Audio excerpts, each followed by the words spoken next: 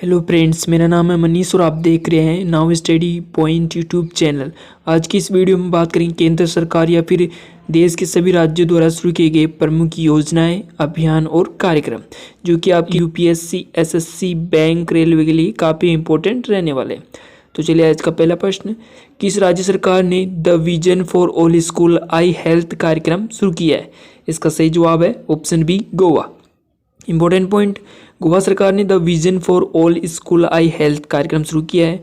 यह 2000 शिक्षकों को उनके संबंधित स्कूलों में बच्चों के लिए बेसिक यूजुअल एक्टिविटी टेस्ट पर प्रशिक्षण देने पर ध्यान केंद्रित करेगा। इसके बाद प्रसाद नेत्रालय से योग्य पेशेवरों द्वारा विस्तृत अपवर्तन होगा। गोवा सरकार ने इसे वन साइट इजियर लोक्सोटिका फाउंडेशन और प्रसाद नेत्रालय के साथ साझेदारी में शुरू किया है। तो the vision for all school eye health कार्यक्रम किस राज्य ने शुरू किया है? गोवा ने। अगला प्रश्न, हाल ही में किस राज्य सरकार द्वारा लाडली बहना योजना की घोषणा की गई है? इसका सही जवाब है ऑप्शन सी, मध्य प्रदेश। इंपॉर्टेंट पॉइंट, मध्य प्रदेश के मुख्यमंत्री शिवराज सिंह चौहान ने लाडली बहना योजना की घोषणा की है। कहाँ पे? सीहोर जिले के बूंदनी में, मध्य प्रदेश। इसके तहत लाडली बहनों को प्रतिमाह 1000 रुपये दिए जाएंगे। इसके साथ ही बूंदनी में 400 करोड़ रुपए की लागत से भव्य मेडिकल कॉलेज बनाया जाएगा। तो लाडली बहना योजना कहाँ शुरू की है? मध्य प्रदेश ने। अगला प्रश्न है, हाल ही में किस केंद्रीय मंत्री ने नई दिल्ली में भारत भ्रमण वर्ष 2023 पहल की शुरुआत की है? इसका सही जवाब है ऑप्शन सी, किशन रेड्डी द्वारा। इंपॉर्टेंट पॉइंट, पर्यटन मंत्री द्वारा नई दिल्ली में भ्रमण भारत वर्ष 2023 की पहल की शुरुआत की है। केंद्रीय पर्यटन मंत्री किशन रेड्डी। इसके साथ ही देश में पर्यटन को बढ़ावा देने के लिए भव्य योजनाएं और गतिविधियां शुरू हो गई है। किशन रेड्डी ने कहा है कि जब भारत इस वर्ष G20 संगठन की अध्यक्षता कर रहा है तो भारत भ्रमण वर्ष 2023 पहल बहुत महत्वपूर्ण है। इस वर्ष 1 लाख से अधिक विदेशी प्रतिनिधि भारत आएंगे और उन्हें स्मारकों एवं त्योहारों सहित भारत की संस्कृति के सभी पहलुओं को दिखाया जाएगा। तो किस केंद्रीय मंत्री ने भारत भ्रमण वर्ष 2023 पहल शुरू की है? इसका सही जवाब है किशन रेड्डी के द्वारा। अगला प्रश्न है, हाल ही में पर्यटन मंत्रालय ने प्रसाद योजना के तहत 4 और मंदिरों को शामिल किया है। ये किस राज्य में स्थित है? इसका सही जवाब है option C, Karnataka.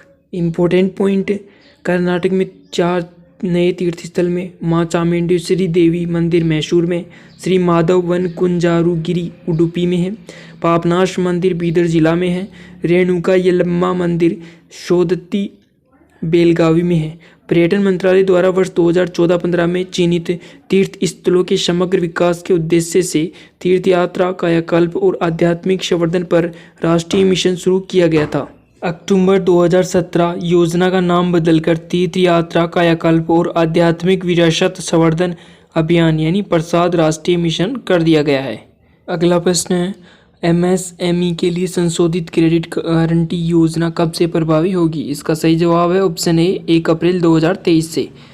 Important point, केंद्रीय बजट के अनुसार एमएसएमई के लिए संशोधित क्रेडिट गारंटी योजना 1 अप्रैल 2023 से प्रभावी होगी। यह योजना 1 अप्रैल 2023 से कोष में 9000 करोड़ रुपए जोड़कर क्रियान्वित होगी। वित्त मंत्री निर्मला सीतारमण ने कहा कि यह 2 लाख करोड़ रुपए के अतिरिक्त कलेक्टरल फ्री सिक्योर लोन को सक्षम करेगा। साथ ही ऋण की लागत में 1% की कमी आएगी। आपको बता दें कि 1 फरवरी 2023 को वित्त मंत्री निर्मला सीतारमण ने अपने कार्यकाल का 5वां बजट 2023-24 में संसद में पेश किया है। अगला प्रश्न, किस केंद्रीय मंत्री ने मानेसर में पंचामृत की ओर कार्यक्रम का उद्घाटन किया? इसका सही जवाब है option A, doctor Mahendra Nath Pandey. Important point, केंद्रीय मंत्री डॉक्टर महेंद्र नाथ पांडे ने मानेसर में पंचामृत की ओर कार्यक्रम का उद्घाटन किया। कहाँ पे? अंतर्राष्ट्रीय ऑटोमोटिव प्रौद्योगिकी केंद्र Manesar, Haryana. PLI auto, PLI ACC, fame और कैपिटल गुड्स स्कीम जैसी योजनाओं के कार्यान्वयन के लिए मोटर वाहन उद्योग और MHI अधिकारियों के बीच एक समर्पित परस्पर संवाद मूलक तंत्र भी आयोजित किया गया। डॉक्टर महेंद्र नाथ पांडे मंत्री हैं भारी उद्योग मंत्रालय, भारत सरकार के। अगला प्रश्न, हाल ही में फेम योजना के तहत इलेक्ट्रॉनिक वाहनों की बिक्री में शीर्ष पर कौन सा राज्य रहा है? इसका सही जवाब है option D, Maharashtra. Important point, Maharashtra के बाद कर्नाटक, तमिलनाडु, गुजरात और राजस्थान का इसमें स्थान रहा। फेम सेकंड योजना की बात करें तो इसकी शुरुआत 1 अप्रैल 2019 से 3 साल के लिए लागू की गई थी। फेम सेकंड योजना को मार्च 2024 तक बढ़ा दिया गया है। फेम यानी faster adoption and manufacturing of electronic vehicles. अगला प्रश्न है, हाल ही में किस मंत्रालय ने प्रज्वला चैलेंज योजना लॉन्च की है? इसका सही जवाब है ऑप्शन सी, ग्रामीण विकास मंत्रालय। ग्रामीण विकास मंत्रालय ने प्रज्वला चैलेंज लॉन्च किया है। दीनदयाल अंत्योदय योजना, राष्ट्रीय ग्रामीण आजीविका मिशन ने ग्रामीण अर्थव्यवस्था को बदलने वाले विचारों, समाधानों और कार्यों को आमंत्रित करने के उद्देश्य से प्रज्वला चैलेंज शुरू किया है। ग्रामीण विकास मंत्रालय के सचिव वर्तमान में श्री शैलेश कुमार सिंह है। अगला प्रश्न है, हाल ही में आरबीआई ने किस अवधि के लिए उत्कर्ष 2.0 लॉन्च किया है? इसका सही जवाब है ऑप्शन ए, 2023 से 2025 के लिए। इंपॉर्टेंट पॉइंट, आरबीआई ने 2023 से 2025 के लिए उत्कर्ष 2.0 लॉन्च किया है। उत्कर्ष 2022 का पहला संस्करण जो कि 2019 से 2022 की अवधि हेतु था, जुलाई 2019 में इसे लॉन्च किया गया था। उत्कर्ष नियामक और पर्यवेक्षी तंत्र को मजबूत करने के लिए केंद्रीय बैंक की मध्य अवधि की रणनीति से दूसरे चरण से चलना चाहिए। यह मध्यम अवधि कार्यनीति दस्तावेज के रूप में अभी निर्धारित उपलब्धियों को प्राप्त करने की दिशा में बैंक की प्रगति का मार्गदर्शन बना है। अगला प्रश्न, केंद्र सरकार ने किस राज्य में कालसा बंडूरी परियोजना को मंजूरी दी है?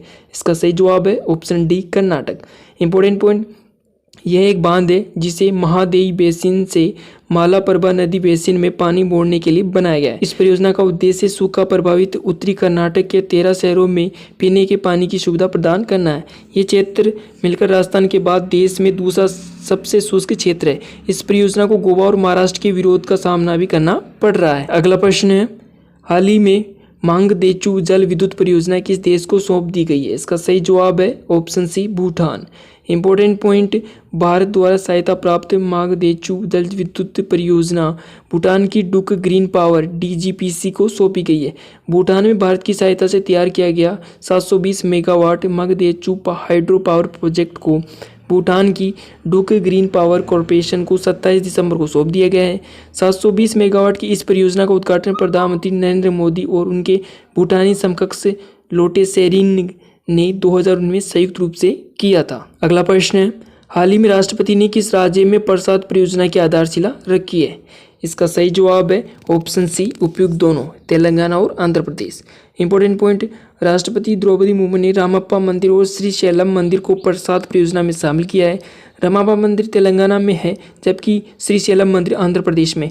पिछले वर्ष तेलंगाना के रामप्पा मंदिर को यूनेस्को के विश्व धरोहर स्थलों में शामिल किया गया था।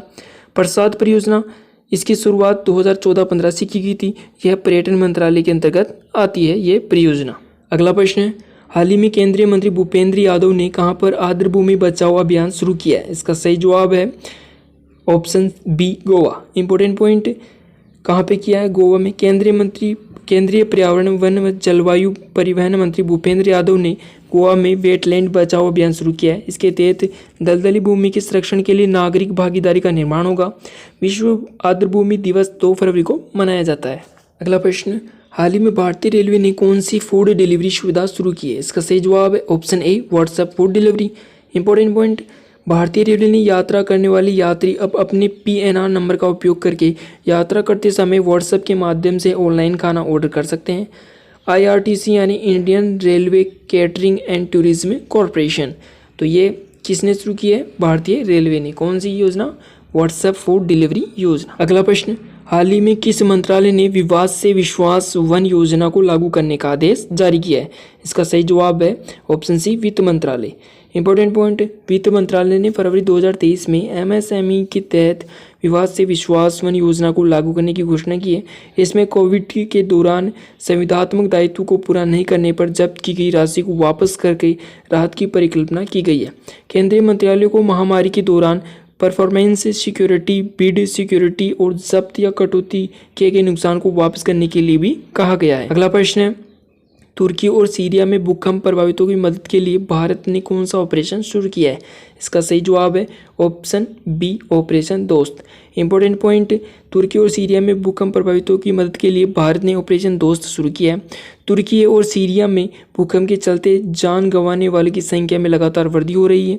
ऑपरेशन दोस्त के जरिए भारत ने तुर्की के लोगों की मदद के लिए सेना, एयरफोर्स के जवान, एनडीआरएफ और डॉक्टर की टीम तुर्की भेजी है।